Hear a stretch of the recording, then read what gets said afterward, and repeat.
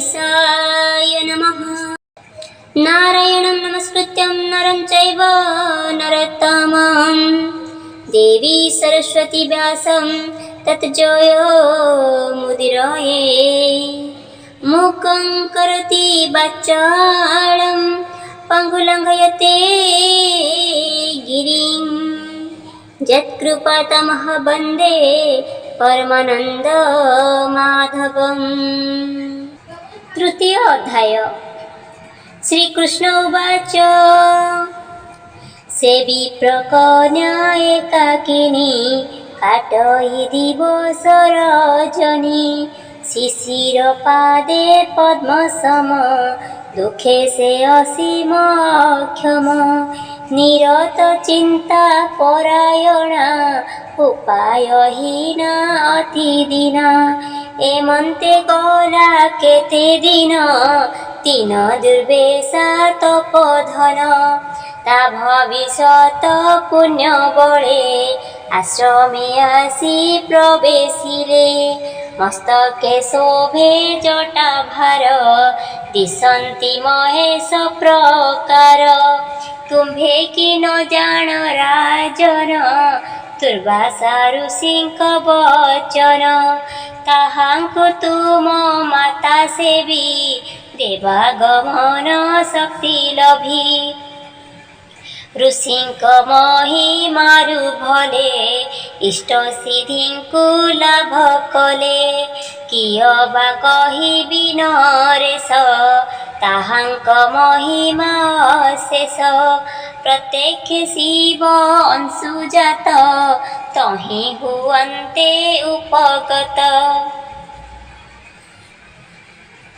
से बाळ मनु तेजी खेद वंदना कला आशीपाद आश्रमे नेन सादरे सत्कार कला फूल फळे करिल सत्कार ग्रहण आनंदे बसिले आसन तहु से कन्या विनय रे स्वागत उच्चारिले धीरे कहिला हे अक्रीनंदन अनुसुवांक स्नेहाधन देवगणंक पूज्यमय दर्शने जीव लभे जय एक्षणिकेणे आगमन उद्देश्य किबा तीर्थस्थान कि अबाहत भागिनीर किंचित पुण्ये आसीबार किबा पितांक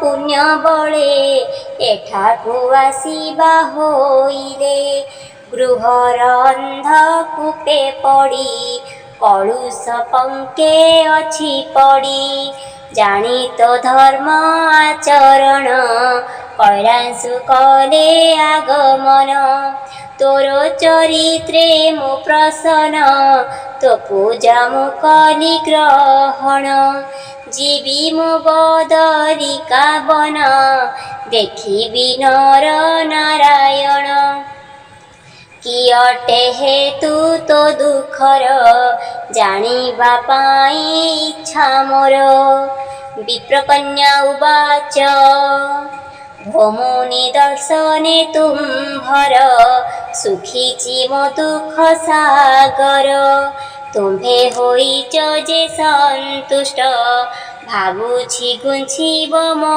कष्ट अभागी शोकर कारण गो प्रभु तुम्भे कि जान संसारे अछि जाहा जेते सुख तो न लागई मते नाही मो माता नाही पिता बंधु बांधव पुत्र भाता समय जाऊ अछि बही ए जाए विवाह होई नाही से दिगे फेराए नयन से दिग खाली दुसे शून्य मो दुख हेबा पाई दूर जेबे उपाय अछि कर वृषणी होइबि कि लागी ए दुख जाऊ तुम्भ लागी ପିତା ମଥିଲେ ଥିଲା ସୁଖ, ଏବେ ପଡ଼ିଛି ଘୋର ଦୁଃଖ। ଏତିକି କହିଣ ସୁନ୍ଦରୀ, ରହିଲା ତୁନି ହୋଇ କରି। ଶୁଣିଣ ଦୁଃଖେ ତପୋଧନ, ସଧିରେ ଭାସନ୍ତି ବଚନ। ଦୁର୍ବାସା ଉବାଚ ଶୁଣ ଭ କନ୍ୟା ମୋ ବଚନ, ତୋ ଦୁଃଖେ ଦୁଃଖିତ ମୋ ମନ। ଏ ଗୂଢ଼ ତଥ୍ୟ ଅତି ଯତ୍ନ, କାହାରି ନୁହଁ ବିଦିତ। 3 ବରଷେ 1 ବାର, ପଡ଼େ ଯେ ଅଧିମାସ ସାର। ସେ ମାସ ବିଶେଷରେ ପୂତ, ବୈଷ୍ଣବ ମାସ ବୋଲି ଖ୍ୟାତ। ଏ ମାସେ କଲେ ନିତ୍ୟା ସ୍ନାନ, ଭ୍ରୂଣ ହତ୍ୟାଦି ପାପମାନ। ଦୂର ହୁଅଇ ତତ୍କାଳ, କେବଳ ସ୍ନାନେ ଏତେ ଫଳ। ଆଉ ଯେ ବ୍ରତ ଉପବାସ, ତା ଫଳ କହି ନହେ ଶେଷ। ଅଛନ୍ତି ଅନ୍ୟ 12 ମାସ, ନୁହନ୍ତି ଏହା ସମକକ୍ଷ। ଅନ୍ୟାନ୍ୟ ମାସ ମାନଙ୍କରେ, ପ୍ରତ୍ୟହ ତୀର୍ଥ ସ୍ନାନ କଲେ। କଲେ ନିରତ ଅନ୍ନଦାନ, ପାଳିଲେ ବ୍ରତ ଅନୁଷ୍ଠାନ। ମିଳଇ ଫଳ ଯେଉଁମାନ, ଏ ମାସ ସ୍ନାନ 1 ଦିନ। କରିଲେ ସେମାନେ ମିଳଇ, ଏଥୁ ମାହାତ୍ମ୍ୟ ବୁଝ ତୁହି। ଏଣୁ କହୁଛି ହିତ ପାଇଁ, ଏ ମାସ ସେବା କର ତୁହି। ଛାଡ଼ି ସକଳ ବ୍ରତ ବାର, ଏ ମାସେ ନାମେ ଭକ୍ତି କର। ସୂର୍ଯ୍ୟ ଉଦୟେ ଅନ୍ଧକାର, ପରାଅ ଦୁଃଖ ହେବ ଦୂର।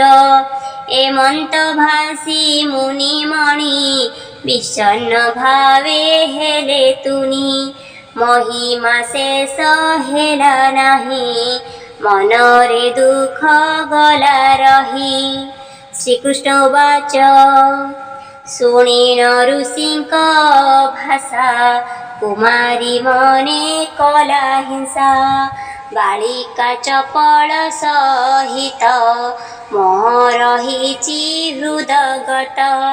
ମୁନିଙ୍କ ଗୂଢ଼ ଉପଦେଶ, ପାରିଲା ନାହିଁ ବୁଝିଲେଶ। ଅନ୍ୟାୟ ବୋଲି ମନେ କରି, କହଇ ବଚନ ସୁନ୍ଦରୀ। ବିପ୍ରକନ୍ୟା ଉବାଚ आहे ତପସ୍ୱୀ ଶିରୋମଣି, ଅତି ଅନ୍ୟାୟ ତବ ବାଣୀ। ମାଘାଦି ମାସ ପୁଣ୍ୟ ଗାଥା, ତୁମ୍ଭେ ତା ଛାଡ଼ି ଶାସ୍ତ୍ର ପ୍ରଥା। କାର୍ତ୍ତିକ ମାସ ଧର୍ମ ପ୍ରାଣ, ତାହାକୁ ଛୋଟ ବୋଲି ଗଣ। ବୈଶାଖ ମାସ ବ୍ରତ କଲେ, କହନ୍ତୁ କି ଫଳ ନ ମିଳେ। ଚନ୍ଦ୍ରାୟଣାଦି ବ୍ରତ ତ୍ୟାଗ, ଭାବିଲେ ମନେ ଲାଗେ ରାଗ। ଉମା ଶଙ୍କର ବାସୁଦେବ, ସୂର୍ଯ୍ୟ ଗଣେଶ ଆଦି ଦେବ। ଏମାନେ ନିଶ୍ଚୟ ପୂଜିଲେ, ପ୍ରତ୍ୟକ୍ଷ ଫଳ ମିଳେ ଭଲେ। ପ୍ରତିପଦାଦି ଯୋଗମାନ, ପରାଗ ସଂକ୍ରାନ୍ତି ଅୟନ। ତପବ୍ରତାଦି ଯୋଗମାନ, ଏସବୁ କରିଣ ଲଙ୍ଘନ। ଅଧିମାସ ଯେ ମାସ ରାଜା, କହିବାକୁ କି ନୁହେଁ ଲଜ୍ଜା। ଏତବ ବାକ୍ୟ ମୁନିବର, ମତେ ନୁହଁଇ ରୁଚିକର। ଶୁଣିଣ କୁମାରୀ ବଚନେ, କୋପ ବସିଲା ମୁନି ମନେ। ଯୁଗାନ୍ତ ଅଗ୍ନି ପରକାର, ଦିଶିଲା ମୂର୍ତ୍ତି ଭୟଙ୍କର। କ୍ରୋଧରେ କମ୍ପୁଅଛି ଦେହି, ମୁହୂର୍ତ୍ତେ ଏଣେ ତେଣେ ଚାହିଁ। बहिण मुनि एते कोप ताहाकु देले नाही साप कहिले शुण गो कुमारी तो इच्छा जाहा जाओ करी मो कथा मोह ठारे ताहु कहिबी नाही तते आउ अंधर निकटे दर्पण देखाइबा से अकारण मो वाक्य कलु अनादर दियन्ति साप गुरुतर किंतु दुखिनी अटु तुही किय बा फल साप देई तो पिता अटे मोर मित एणु मुन हई उचित विष्णु मासकु अनादर करिलु पाइबु ता फल ए जन्मे अबा जन्मान्तरे निश्चय घटिब भाग्यरे जाउछि दियोग विदाय कहि चलिले तपिराय श्रीकृष्ण उवाच दुर्वासा जहु चली गले कन्या भाविले तत्काले एमंत ऋषि गले कही किय बा करुअछि मोहि से वाक्य कली अनादर मन हेउछि अस्थिर कि कले दुख जीव दूरे बोली भाविला निरंतरे शिवंक बिना आउ केही मो दुख गुंछाइबे नाही एकथा निश्चय से कला घोर तपस्या आरंभिला ग्रीष्मे पंचाग्नि मध्ये रही हेमंते जल मध्ये थाई करिला कन्या तप घर प्रसन्न होइले शंकर गणेश कार्तिकेय संगे मिलिले आसी ताहा आगे देखी कुमारी भूमि तले लोटी प्रणाम कला धीरे मन पराण करी एक करिला स्तुति जे अनेक कन्या उवाच हे विप्रे उमार वल्लभ करन्तु कृपा महादेव हे आर्तत्राण पशुपति धुजटी नाशम विपत्ति तुम्भर स्तुति प्रभु मुखे शेषे समर्थ नुहे सुखे एछार अबला की स्तुति करिब तव पशुपति श्रीकृष्ण उवाच शुणी ताहार नम्र स्तुति संतुष्ट हेले पशुपति कहिले कन्या मागबर अभीष्ट जाटे तोहर शुणिन कन्या आवेगरे बोइला स्वामी दियो मोरे बारे को संभाली न पारी कहिला पांच थर बाली हसी भासिले शूलधारी तथास्तु होइल कुमारी कहिलु जेणु पांच थर तु पांचपति लाभ कर धार्मिक सत्य संध वीर स्वगुणे पूज्य देवंकर सर्वे तोहर अनुरक्त एकथा हेउ तते प्राप्त शुणिन विषादे कुमारी कहइया हे शूलधारी एई कहुच विपरीत मते लागई आचंबित संसारे एक कामिनीर एकई भर्ता एबे भार एपरी केउठारे नारी जे अछि पांच भर्ता करी एहा मन इच्छई विभु कर करुणा महाप्रभु ଶୁଣି କହନ୍ତି ମହେଶ୍ୱର ହେ କନ୍ୟା ଜୟତୁ ନଜର ଏ ଜନ୍ମେ ଏହା ନ ଘଟିବ ଜନ୍ମାନ୍ତରରେ ଫଳ ହେବ ତପସ୍ୟା ପ୍ରଭାବରେ ତୁହି ଅଜନି ସମ୍ଭବା ଯେ ହୋଇ ଭୋଗିବୁ ସ୍ୱାମୀ ସୁଖ ଚିର ଅନ୍ତେ ଲଭିବୁ ବ୍ରହ୍ମପୁର ସାମାନ୍ୟ ହୋଇଲେ ବି କାମ ଫଳ ନ ଦେଇ ନୁହେଁ ବାମ ଦୁର୍ବାସା ଅତି ପ୍ରିୟ ମୋର ତାହାଙ୍କୁ କଲୁ ଅନାଦର ପୁରୁଷୋତ୍ତମ